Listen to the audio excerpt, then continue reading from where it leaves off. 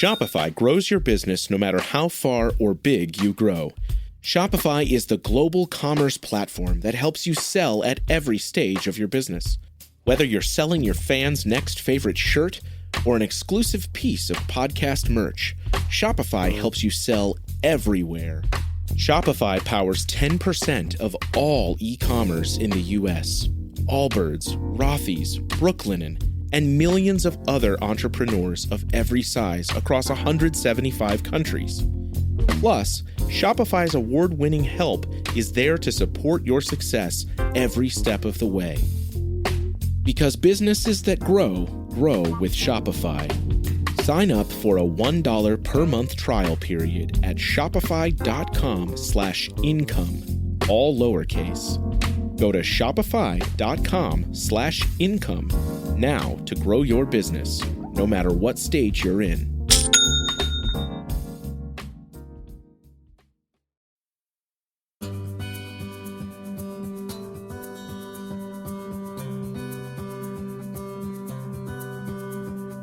If you're healthy right now, you probably don't even want to think about it. Maybe you're afraid you'll jinx yourself by even letting your mind wander to a world where you can't run. But if you look at the statistics, anywhere from 50 to 80% of runners will get injured this year, which means there's a good chance it will happen to you. Even if you do everything right, like eating and sleeping well and keeping up with your strength training. Yes, those things will greatly reduce your risk of injury, but nothing is guaranteed.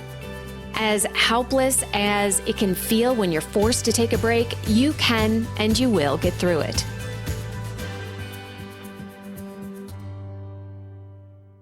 And if you get through the injury process well, you might even be better off than you were before you got hurt.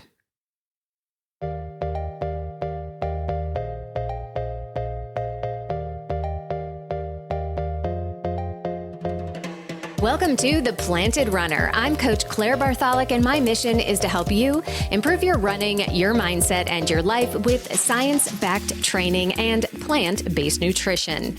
Today, I'll be talking with Cindy Kuzma and Carrie Jackson, who have devoted their careers to helping injured runners. You'll learn specific mental tools and techniques for getting through an injury with your sanity, how to stay active and keep your fitness even if you can't run, and how you can get through an injury and come back better than before.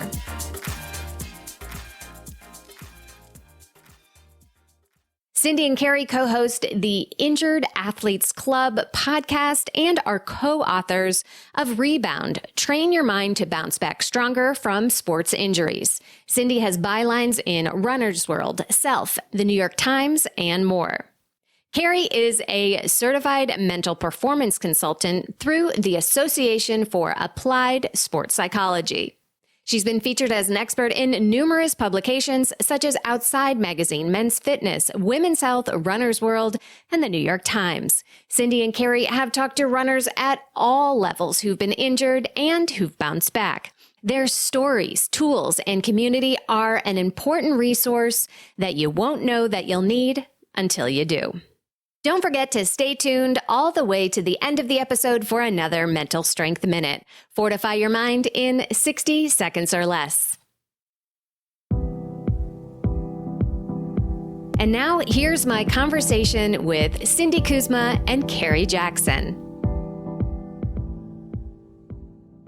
Welcome to The Planted Runner, Cindy and Carrie. Thank you for having us. We're so excited to be here, Claire. Well, we are going to get into the topic of injuries for runners, and most people don't want to talk about this, but there are a lot of runners getting injured every year. I've heard so many statistics from 50% to 80%. I don't know what the exact number is, but it's a lot. And we do everything we can to prevent injuries, but most of us are going to get injured. So what's step one when we get injured? What should we do?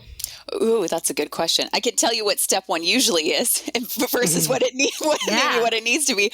It's so funny. Oh my gosh, Cindy, I'm so excited to hear your answer to this too. This will be really interesting. I think step one really is to know that Man, if you are privileged enough to call yourself a runner for long enough, there's a very good chance that at some point you're going to go through an injury, and that is just part of your athletic journey. And that happens to be where you are on your athletic journey. So I think the first thing to know is that it happens, and nobody wants it to happen, and the timing is never good, but it does happen. And even though at that moment it might not feel like it actually can end up being a blessing. I know everybody's cringing right now that's listening to this and that's injured and is like, whatever, Carrie, I'm done listening.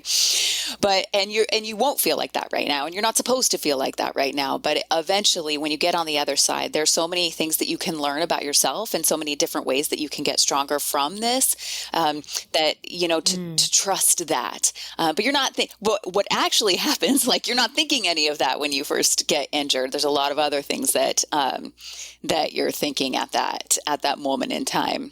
So I think the very first thing is kind of like breathe, relax. You don't know what's happening yet. Try and take it day by day. And this is the time to gather information and kind of see and understand what's happening. And you're going to go through an emotional roller coaster, and that's very, very normal too.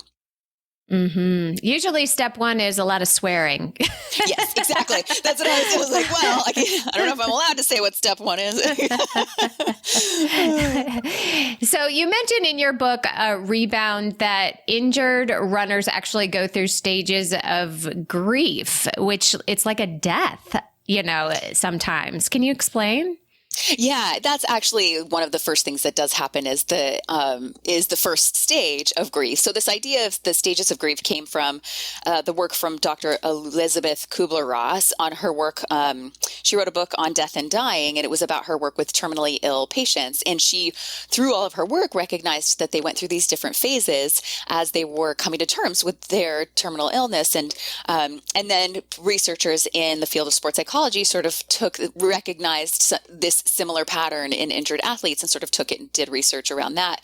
And so because it is like a loss of a part of yourself. And so in that, you are going through a grieving process. And so the first thing sometimes that people do experience when they get injured is denial, which is the very first stage of the grieving process, which is like a protective mechanism. So it's not a bad thing necessarily. If it continues for a long period of time, then absolutely it gets in the way, but it's a very effective coping mechanism to deal with something that feels like it is unbearable to deal with. So denial is a really important sort of part of that process. So often that's the first thing that happens is like, oh my God, no, this can't be happening. Like, I'm sure it's fine. You kind of deny, like, I'll take a couple days off. It's going to be nothing. And it's just a protective sort of mechanism to try and manage the big emotions that you're feeling in that moment. And then from there, the next stage is anger. And that's where you might be, if there was someone else maybe involved in the injury or you're blaming, like there's anger towards others, but there's also anger towards yourself if you're blaming yourself for the situation. And then just angry in general, like angry that you can't do, your body is not doing what you want it to do, and angry that you might be missing out on events. So that's the next phase that you move into.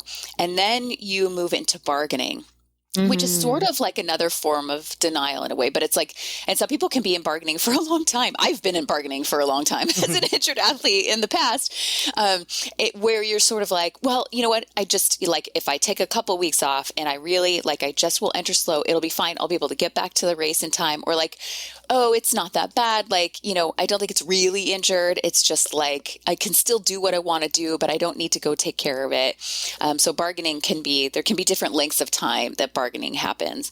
And then once you it really starts to sink in, like, okay, I am injured. This is happening. That's when the next stage is depression, which there's some sadness around the realization that this is real. This is happening. And it is impacting me in a really big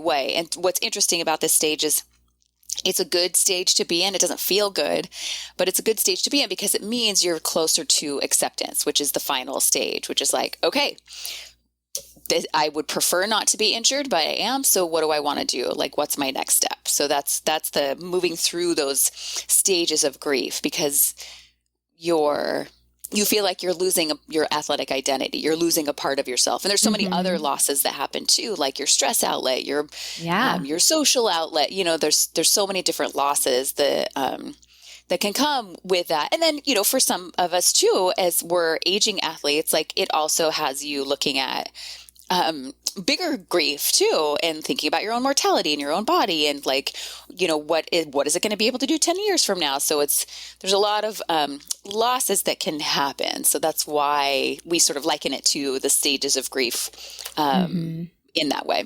Yeah. Cindy, do you want to jump in here?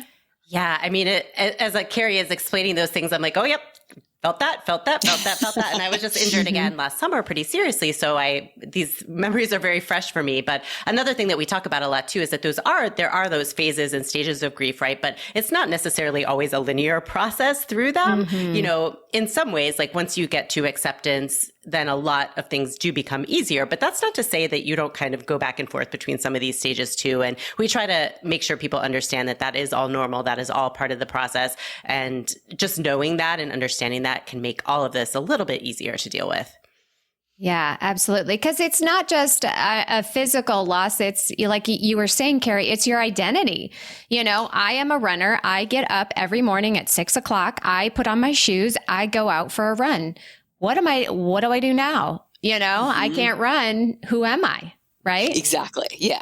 Yes, exactly. And that's very much what people go through. It's like, well, who am I if I'm not Claire the runner? Right. Like I think that people who aren't maybe runners or athletes, don't understand that part of the process, that like loss and that confusion of like the identity sort of crisis that you go through in that moment. And we have a tendency as humans, but especially as runners, we want everything now. We want to be faster now. We want to be stronger now. We want to be healed now.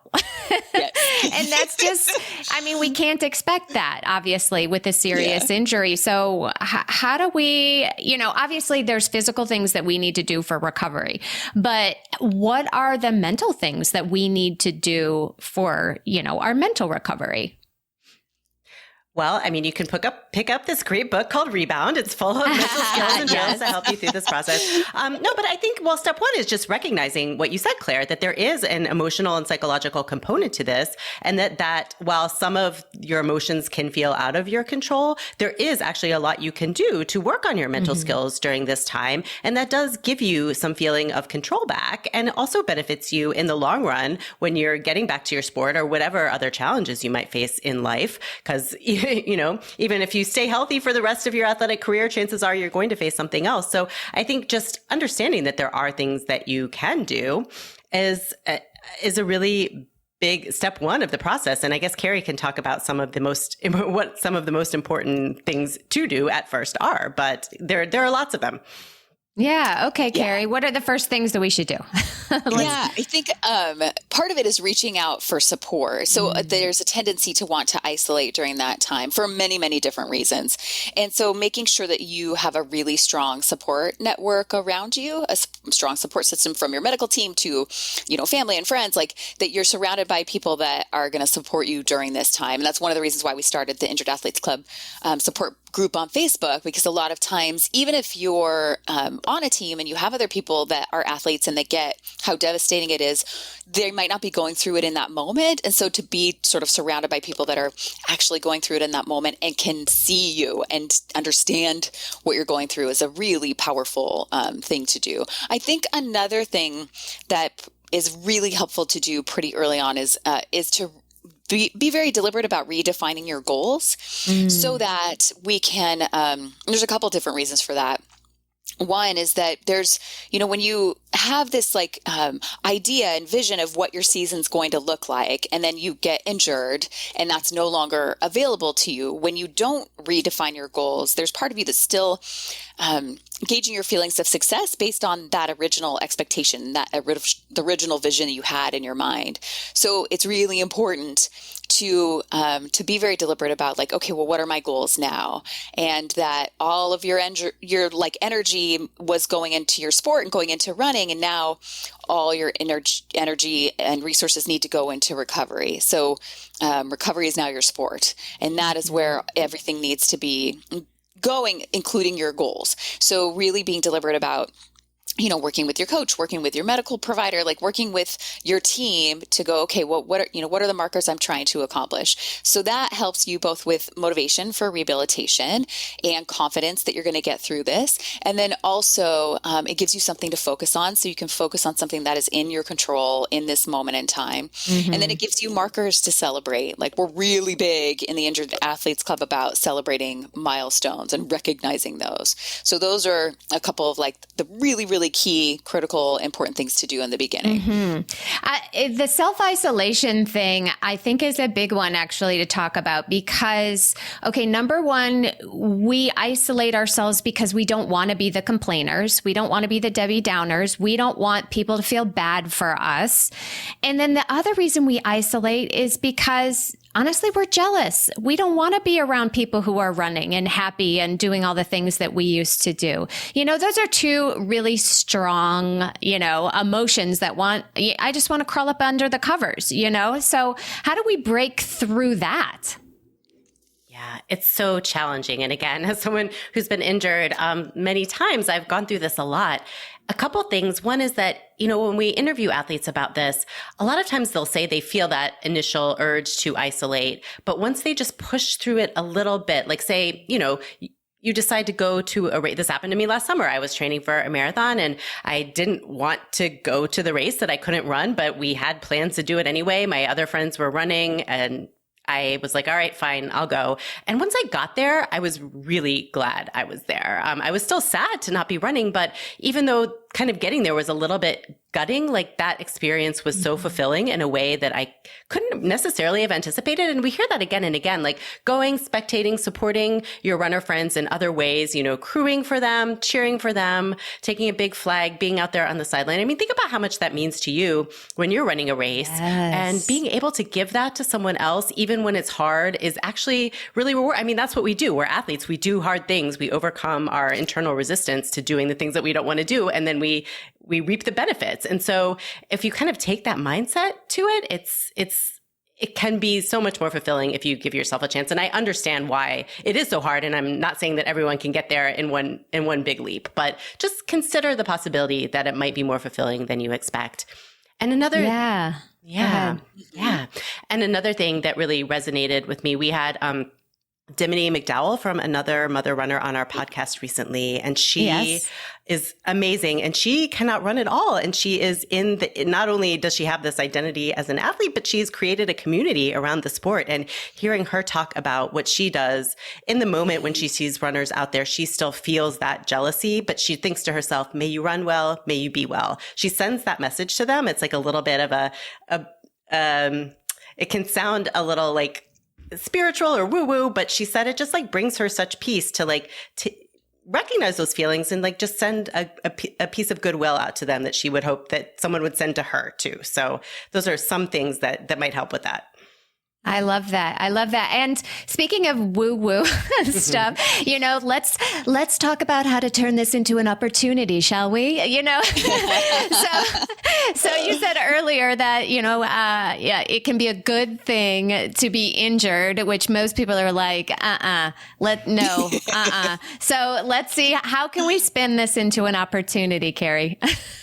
Yes, it is like the way I like to describe it to people, and we talk about this in the book too, in Rebound, is that I liken it to being on a hero's journey. So the hero's journey is the work of Joseph Campbell. And the idea is that, all of these stories that he in his work, he was looking at there's this archetypal story that happens with a lot of different sort of stories that were passed on over time. And now we'll see it in movies. We'll see it in movies like Hunger Games or Lord of the Rings or what else, like Harry Potter or Wizard of Oz, that there's a person that's sort of the is someone that's an ordinary person that's being brought into an extraordinary world. And that is our hero, and they go through their hero's journey. And so that is you as the athlete. You are on your own hero's journey, on your own big athletic journey map. So what happens when we're injured is it's such a, impactful and devastating thing that can happen that it's almost like we're looking through that, experience it through a microscope and all we can see is the devastation of it. But when you pull back and look at your entire journey as an athlete, then you can see like, oh, this is just where I am right now. Mm-hmm. It doesn't mean that I cease being an athlete. Because that's the thing that people really struggle with is like, if I can't do the thing, that means I'm not the thing anymore. Like if I can't run, that means I'm not a runner anymore. If I can't do my sport, it means I'm not an athlete anymore. That's not what it means. It means this is where you're at on your journey. So in the hero's journey, it's cyclical. So you're called into an extraordinary world and you face all these trials and tribulations. And then you get to the hardest battle that you have to go through. And then you come out the other side and you're a different person because of it. So it's not even like you're trying to get back to who you were before. You can't, because you're a different person and a different athlete because of going through this experience. So that's a kind of a big part, like a broad stroke of how do I turn this obstacle into an opportunity? And it's so fascinating too, because we've interviewed so many different athletes on the podcast and for the book, and independently of each other, we'll have people tell us like, I wouldn't want to go through this again and I wouldn't wish it on anybody, but I am so grateful for this experience because of what it has brought to my life and who I am now because of it. So it's hard. You can't have that perspective until you're on the other side. But if you're in the middle of an injury right now, just knowing that is what happens for other people, sometimes you can trust that. Yeah. If you can't feel it for yourself right now, you can trust, well, I do trust that is other people's experience. And maybe that's what I can hold on to right now. I'll get back to the episode in just a minute, but first I want to share what has really been a game changer in my nutrition lately. Even though I run, I lift weights, and I eat a healthy plant-based diet, I've really been struggling with feeling really hungry during the day. You know the feeling, you're rungry or hangry, and that leads to way more snacking or eating way more at meals than I really need for my activity levels. But I finally found the solution. Here's my routine. Up at 6, start the day off with a balanced breakfast, and then I work in my office while the kids are getting ready for school. At 8:30, I'm off for a run or I'm at the gym. At 10, I make a smoothie with Neurify Plus from Previnex, or I mix in a couple scoops into my oatmeal. With Neurify, I'm completely full and satisfied until about 2 p.m. when I'll have a late lunch. Then it's a healthy dinner with my family at 6, and I'm done for the day. Yes, that's 4 meals a day every 4 hours, but I have zero cravings for a mid-afternoon snack, and my energy levels are stable all day long. I'm also hitting my post-workout protein goals with Neurify Plus from Previnex. You know that I'm picky about nutrition, and Previnex only uses the highest quality, most clinically effective macro and micronutrients and nothing else. The protein is a perfectly balanced amino acid blend of organic yellow pea from Canada and brown rice from the UK. There's no fillers and there's nothing sketchy. And of course, it's delicious. I can't decide if I like the vanilla or the chocolate better. And here's the cool thing. My friends at Previnex are giving the Planted Runner listeners 15% off your first order of Neurify Plus with the coupon code PR15. Just head to Previnex.com and use my coupon code PR15 to get started today. There is no hood like parenthood. When you meet a fellow parent, you just kind of get each other on a whole nother level. Hi, I'm Kanika Chadda Gupta. I'm a former CNN journalist, mom of 3, including twins, and host of That's Total Mom Sense, the podcast. I interview changemakers on their life lessons, legacy, and superpower of intuition, aka their mom sense and dad sense. I've had some pretty amazing parents on my show. Hey, what's up? I'm Kelly Rowland. Hi, this is Chelsea Clinton. It's me, Bobby Brown. Can't wait to share my story. Episodes release every Thursday. Subscribe wherever you listen to podcasts and on YouTube. Join my tribe at thatstotalmomsense.com and follow me on Instagram at Kanika Chadda Gupta. I'm thrilled to be on this journey with you. Yeah, you have a lot of cool stories in the book. And, Cindy, you're the journalist, so I'm sure you are collecting a lot of these stories and bringing them to life. Do you have any examples that you can share with us, some of your favorites of athletes who have rebounded? Yeah, it's a great question. And there's so many, it's hard to narrow it down, but I know. gosh, I mean, we talked to 50 athletes for the book, and then we're on episode, I think 85 next week on the podcast. So there's so many that we've talked to, but a runner who sticks out to me both for her physical accomplishment in overcoming and also her thoughtfulness about the process is Hillary Allen. She's a trail runner, a sky runner, and she had a really traumatic, injury where she fell off a cliff 150 feet during a race. And it wasn't clear that she would survive, but she did. And she was back to racing actually 10 months later. And it was a very difficult process for her. And of course, she had some setbacks after that too. But, that sort of belief in the process and taking one small step at a time and getting to a point that she could never have imagined 10 months prior, like to race again so soon after that sort of an accident. I find it so incredible. And in part because she kind of almost had let go of that as a goal. She was like, all I'm going to do is show up every day and do what I can do every day. And some days that's going to be more than others. Some days I'm really depressed and I can hardly do anything. Other days I can feel like I can really dedicate myself to rehab. But she just kind of somehow in all of the emotional challenge, and there are a lot of ways that she talks about both on our podcast, in our book, and she has her own incredible book called Out and Back, which I think is a must read for an athlete going through a difficult situation like this. She was just so thoughtful about how she gave herself the opportunity every day to make progress. And in the end, it added up to more than she could have imagined, both in her racing accomplishments and also in what Carrie was just talking about, her being like a more grateful, well-rounded person, wanting to give back in even more ways than she already did. So her story is always one that stands out to me, especially for runners. Yeah. It's super inspiring. Lots of the stories are inspiring, but beyond just hearing people who got through it, you offer some real help to people. It's like kind of rehab for your brain on how to mentally get through this. You actually lay out quite a few mental drills to help runners who are injured get through this difficult process. Carrie, can you talk about some of those? Yes. Oh my gosh, there's so many, and I love them all, obviously, because like I use them all with my clients. But like, there are a few actually that stand out quite a bit, and there's three in particular that immediately come to mind. And one is called Go Far. So the idea with Go Far is an acronym for Feel, Accept, Recover. So it sort of helps going through that, like moving through the grief process or moving through denial to acceptance. So Go Far, as any athlete that has been injured will tell you, the recovery is as much mental as it is physical, and you are sent on a giant emotional roller coaster. And so if you want to go far in your recovery, the first thing you have to do is feel your feelings. So F is for feel. You really have to allow yourself to feel all of the feelings that you're feeling. And we're not always good at labeling those emotions. We sometimes kind of, our brain likes to clump things into categories. And so we're not always very good at being accurate with the emotion that we're feeling. And so that's another thing we have in the book is the emotion decoder. So you can look at like, okay, you can just go down the list of all these different emotions and go, oh, that's what it is. That's what I'm feeling.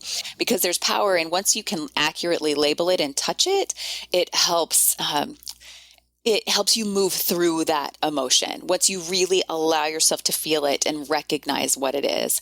So feel is the first. And then A is Go Far, Feel, Accept, Recover. So now that you've felt your feelings, you can accept like, okay, this is what's happening. I accept where I am. I accept what I need to do. And now what, right? Recover is then now what do I do? But you have to feel your feelings in order to move through that process. So that's one that stands out quite a bit. Another one that I love and stands out is one that that sometimes when people read the book, they're like, I don't know if I'm going to do that one. Like, I'm not so sure I want to partake in the writing a letter to my injury, Carrie and Cindy. And so this one I love. I mean, for so many reasons, because I know it can be impactful, but also because sometimes people that are the most skeptical of it do it and then go, oh my gosh, I can't even believe what came out of that exercise. And I had no idea. So this one, the first step of it requires you to give your injury a name. So this is Peggy Sue, my left shoulder here. Her name is Peggy Sue. And we're working together right now through an injury. So what this does, when you personify your injury, you give it a name. Now when you relate to your injury, you relate to it in a completely different way through a totally different filter. So to create some psychological distancing is what what we're achieving by doing that. So instead of me referring to like just being internal with the experience and just getting angry with my shoulder, or referring it to my good shoulder and my bad shoulder, this is Peggy Sue. And that's how I talk to her. So the first thing is you give your injury a name, and then you write a letter to your injury and ask all the questions that you have on your mind, or say whatever it is that's on your mind. And we have some prompts in the book for that. And then the injury writes a letter back in response to the original letter that you wrote. And people are often some people are super excited immediately, and they're like, oh my gosh, this sounds like a great idea. And other people are like, I'm not going to do that, Carrie. Like, yeah, sure. And that's one of the reasons why we have so many tools in the book, because there are things that are going to really work well and resonate with one person differently than another. But that is definitely one of my favorite drills. And I know Cindy has her own favorite drills in the book too. Yeah, Cindy? Yeah, one of my favorites is one called energy conservation, which I think about it so much when I am injured and I'm kind of thinking, oh my gosh, get in that phase of like beating myself up for all of the things that I did to contribute to my injury, or I'm worried about the doctor's appointment I have or the scan that I have, or I'm thinking, oh my gosh, there's no way I'm going to be able to run this race. Like when you start to get caught in those loops, like you're expending so much energy into places that don't have anything to do with where you are right now and how you can manage your recovery moving forward. So it's really easy to get caught in those. And I find just sitting down and actually visualizing, for me, you can picture it any way you like, but I always picture it like, those balls where you kind of touch them and they have like light inside and the light goes to where your fingers are. I kind of picture those lightning sort of bolts, those lights, like rays of light going all in all different directions. And then I just visualize them coming back in and coming back to me and focusing on where I am right now. Like Carrie said, feel, accept, recover. Like, okay, I've accepted this is where I am now. What do I do to actually get moving on my recovery versus worrying about all these things? I mean, it's not to say that you shouldn't take a look at the, things you might need to work on or change, but just in that moment, like bringing your energy back to yourself so you have more control at that moment. So that's one that, again, I wasn't sure about, but once I tried it, I found it surprisingly powerful. I love all of these because obviously they are helpful when you're injured, but this is all really good stuff for when you're not injured too. When there are negative things happening in your life or when you're running hard, the Peggy Sue shoulder is very similar to what I do when I'm running hard and I get negative thoughts. That's negative Nancy. I know that's not very creative, but Nancy is always on the bus, but I don't let her drive, and so I give my negative voice a complete personality. I can describe her to the T, and again, it's because I separate that from myself, which is why it works. So it's so cool that you can apply that to probably anything, right? Yes, absolutely. Yeah. Sometimes I'll change my negative thoughts into someone else's voice. So I'll have someone else be the narrator, like Samuel L. Jackson or Matthew McConaughey. And then it just like takes on a whole life of its own, right? So negative Nancy is a great idea. Yes. I'm doing Matthew McConaughey next. That is for sure. I love that. How can you be mad at Matthew McConaughey's sweet voice? Oh my God, that is so perfect. Well, I did want to bring up one title of the chapter of one of your chapters, if I can say that right. It's you're special, but you're not special. And I love that because I say this to my kids all the time. I say, you're special, just like everyone else. And I would love for you to kind of explain what that means. Yeah, I think it's funny too, because I remember when we came up with that and there was still part of me that was like, oh, but you are, I don't take this the wrong way. But I think for both of us, like one of the things we wanted to impart is that like everybody's injury journey is unique. And it's one of the things that's really hard sometimes is that, when you're working with your medical providers or your coaches or whoever, and sometimes they just see an injury and don't see the person that's connected to the injury. And so you are unique, even though, this person maybe he has seen thousands of, torn ACLs or whatever it is. This is you and your torn ACL and your experience, and you are special because of that. However, you're also not special because you are not the only person that's ever gone through this. You're not the only person that's ever been injured. And this is very often, not for everybody. We have actually met some athletes that have not been injured, including Claire, right? Yes, I know. Right. That's me. That's so me. It's not a guaranteed part of your athletic journey, but there's a high likelihood, right? When you push your body to its limit, sometimes you're going to find where that limit is. And so that was the part that's like, but you're not special. Like, and also sort of normalizing some of the things that you're going through as well. It's like, yes, your experience is unique, and yes, you are not alone. And there are a lot of other people that have gone through those exact emotional experiences that you are going through right now. Yeah. And that piece of it feels really important too, because I think a lot of times we as athletes struggle with the grief and the disappointment and the frustration that we do feel. We feel like sometimes that maybe we're not entitled to that, or like other people in our lives might even say, well, gosh, it's not like you have, a terrible disease, or you're probably going to get back. People will kind of try to minimize some of these emotions, and that whether you're doing that to yourself or you're having other external voices that are trying to do that for you, we find that that's not very helpful in recovery, and that there's enough sympathy and empathy to go around. And in fact, when people, including injured athletes, go through hard things, they again often access deeper wells of empathy for other people and are more willing to connect with other people who are going through hard things. So it's just the idea that that other people are having these emotions and that's normal and you can have them. So you're not special in that way, but you are special enough to care about something and be sad when it is missing from your life. Yeah. That's so true. Yeah. Because sometimes the athletes will even be dismissive of their emotional experience and feel like, oh my gosh, how could I,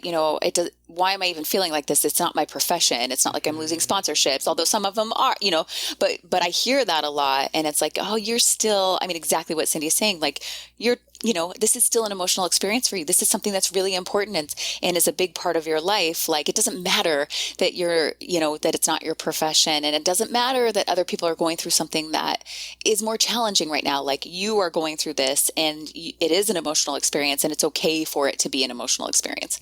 Well, one very real emotional part of it is a lot of runners or athletes in any sport, but especially running, a lot of us go for a run because of our mental health. We feel better after a couple miles of running or whatever it is. That is our release valve, our stress valve. That's our alone time. It's not just about performance. It's about, this actually does make my life better mentally. And so let's get into real practical. So, okay, let's use the ACL example. I have a torn ACL. I can't run. What do I do for my mental health? Forget about recovery, but just day to day, what am I supposed to do?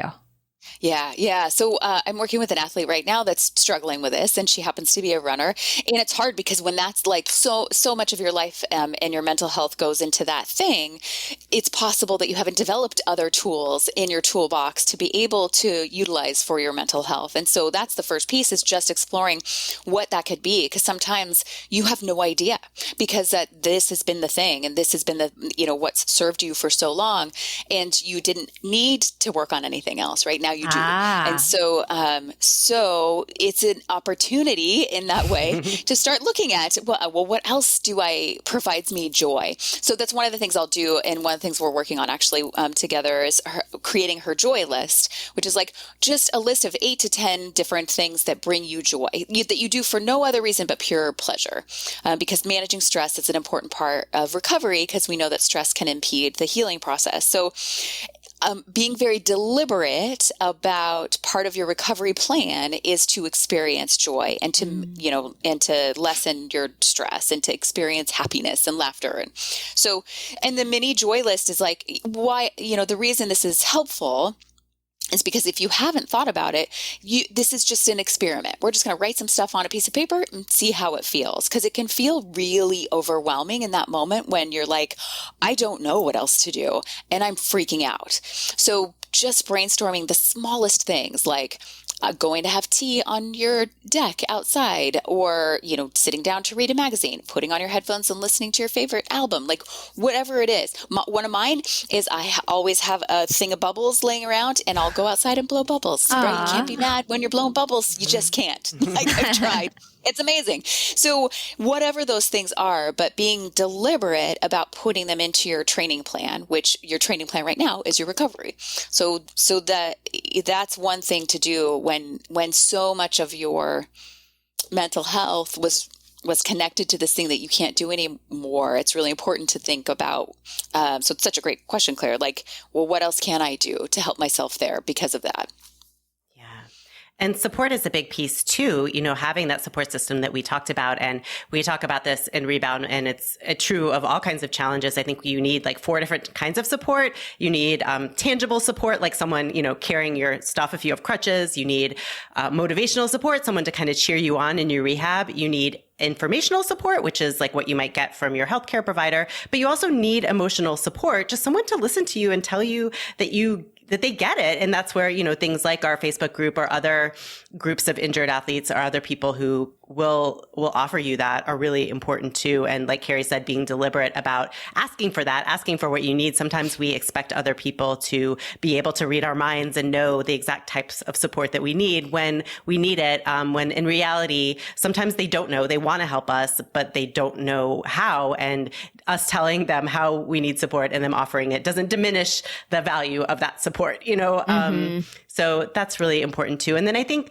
just movement, when usually if you have surgery or something like that, you'll have physical therapy, you'll have movement that you're required to do, but doing a kind of movement. And again, you want to work with your healthcare providers to make sure that you're not overdoing it, because you are going to need more recovery to heal whatever it is that is injured. But keeping some kind of movement on a regular basis in your routine, like just moving your body in space, even if it's someone else moving your body, even if it's getting stretched out or a massage or something like that, like there is something really valuable. Like sometimes you just have to realize that, okay, running was such a great complete package. I could get so much of what I needed in one run, but now I might need to do 4 or 5 different things to like replicate all the benefits of running. I mean, that's how great running is. Sometimes it takes that much of a breakdown, but being creative and having a little bit of curiosity about what it is that can fill those roles too actually just also helps shift your mindset into a more positive view instead of just dwelling on everything that you're missing. It becomes a little bit more of a fun, not fun necessarily, but a challenge or a puzzle versus just kind of a pit of despair. At least that's what I found. Yeah. Cindy, I'm glad you brought that up because, let's go back to the ACL thing. So you got one leg that you can't walk on that one leg. What else can you do instead of focusing on what you can't do? What could you do? Some seated workouts? Could you swim? Could you do something else? There are a lot, actually, if you get on YouTube, there are a lot of seated workouts that would challenge just about anyone. So, there are ways to move. There are ways to get your heart rate up. There are ways to get really, really strong. Runners, we just run and kind of like half-ass it at the gym. At least most people do. But, again, opportunity. We could take this opportunity to build a killer core or work on our glutes. There's so many physical things that most people can still do, even with a debilitating injury. Mm-hmm. Yeah. And that's part of getting to acceptance too, because you'll see athletes sometimes swing on that sort of all or nothing pendulum. Well, if I can't do the workout I want to do, then I'm not going to do anything. Instead of like, oh, but what can you do? Right. I mean, exactly what you said, Claire. Like when you're injured, it's so easy to focus on all the things you can't do. And when you're doing that, you're still fighting. You're fighting against accepting that you're injured. And so once you get to acceptance, then you might go, it is worth it to move your body in any way, even though it's not your preferred way and you would prefer to be able to run. That's not available to you. So what do you want to do? And so, to just not, I see so many people struggle with that all or nothing. Like, well, it's not even worth it. If I can only, run for 5 minutes, like, oh, it is worth it. That's part of your journey. Yeah, absolutely. Well, and the next struggle I think that's important to talk about is, okay, so we're injured. We go through the whole journey. We come out on the other side. The pain's gone. We're good to go. We're getting back into our sport. sport that we love. So many people come to me, athletes of mine, and say, yeah, I was injured 2 years ago and I'm still scared to go fast at the track. I am terrified I'm going to get injured, or I want to run this race, but I'm probably not going to go 100% because I had that injury and I just don't ever want to go back there again. How do we get through that? Yeah, it's a very normal response to being injured. That it's another place where we see sort of the emotional roller coaster come up. It's like at the onset when you hit setbacks, and then when you get back to high intensity training and competition. And so when you get to that point in your recovery, it's very natural for your brain to want to protect your body. So you're not quite trusting that your body's ready. So this happens with a lot of athletes where you're physically cleared, but you're not mentally cleared, right? You haven't done the work to really work on your confidence and your focus and your motivation going back into that high intensity training and competition. And so that's, a big part of why we did the book is those are the tools that you need to do as you are healing physically so that you feel more confident once you get to that point. So a lot of it, it's your triggering your stress response in that moment as a protective mechanism. And there are tools that both need to relax the body or the physiological response of the stress response, and then also relax the mind, which is the psychological impact that creates the stress response. You have to work on both ends to kind of throw a wrench in that negative feedback loop, that fear loop that's trying to protect you. So once you have some tools to be able to work with that, then your brain and your body can be at the same place at the same time, meaning like you're physically ready, you've been cleared, everybody know, like your doctors are saying you can do this, your coach is saying you can do this, and now you believe it too. Yeah. And there's a couple of specific exercises in the book that maybe we could share too, and maybe your athletes would appreciate them, Claire. One of them is the anxiety pyramid.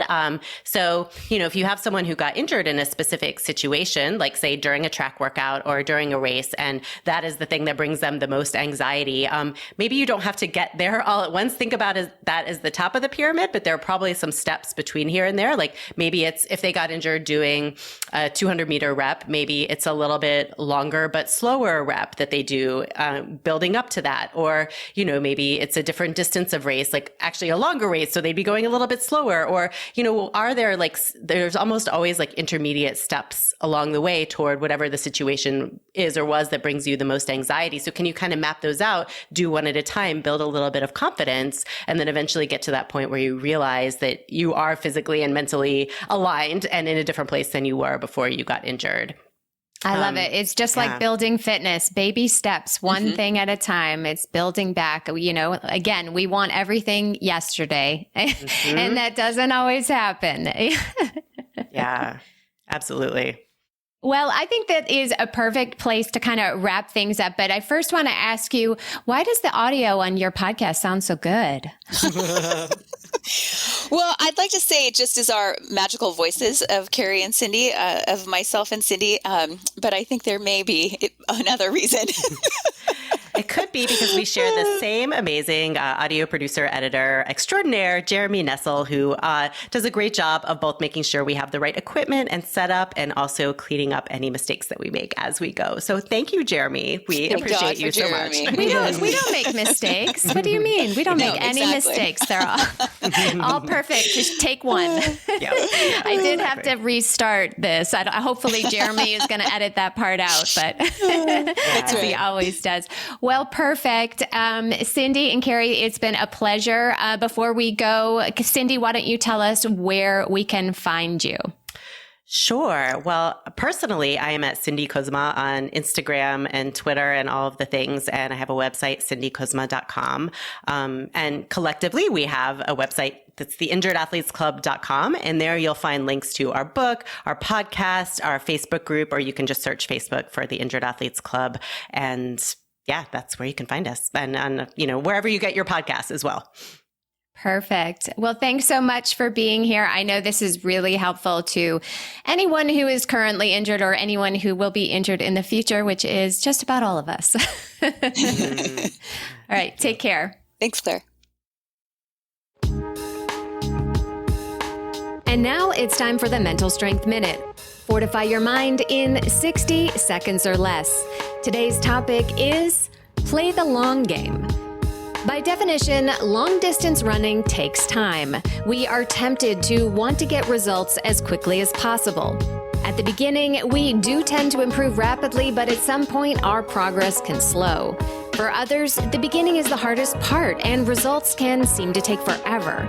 But if we try to force our fitness with one more rep, running faster than intended, or more often than our body can handle, we actually slow our progress. And if we get injured, that will set back everything. So play the long game. Aim for sustainable and consistent efforts with your fitness and your nutrition. Don't try to get better every day. Try to get better every year by doing manageable training with good recovery every day. Thank you so much for listening to the Planted Runner podcast or watching it on YouTube. Don't forget that your Apple Podcast review automatically enters you in our monthly contest. One lucky winner will get a signed copy of the Planted Runner book each month this year. So head over to Apple Podcasts, leave a review, and you're automatically entered to win. Your reviews are the biggest factor in the success of this show, and I read every single one. Have a great run today.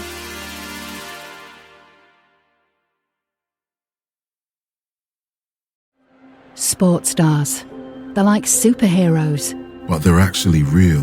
Which is why we've made a podcast about them. You see, They've all got a story. but too many of these stories were cut short. Kobe Bryant, Payne Stewart, Flojo, Phil Hughes. Justin Fashanu, We're writing episodes about all of them. and sadly many more. Death of a Sports Star, a new series from Crowd Network.